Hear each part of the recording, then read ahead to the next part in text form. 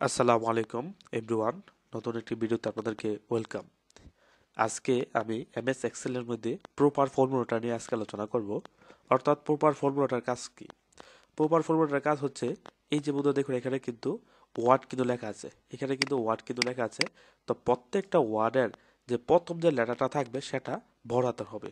তো তার জন্য আপনারা কিভাবে করবেন? এই কাজটি আপনারা কিভাবে করবেন? তার জন্য আপনারা প্রপার ফর্মুলাটাকে আপনারা মাধ্যমে আপনারা এই কাজটি করতে পারবেন। যেরকম আপনারা প্রথমত ইকুয়াল লিখবো, ইকুয়াল দেওয়ার পর প্রপার ফর্মুলাটাকে আমরা কল করব। এই যে প্রপার ফর্মুলাটা কল করার পর টেক্সট বলতে এই টেক্সটগুলোকে আপনি সিলেক্ট করে দিবেন। সিলেক্ট করে দেওয়ার পর শিফটে চাপ দিয়ে আপনারা ফার্স্ট ব্র্যাকেট ক্লোজ করবেন, এন্টারে ক্লিক করবেন।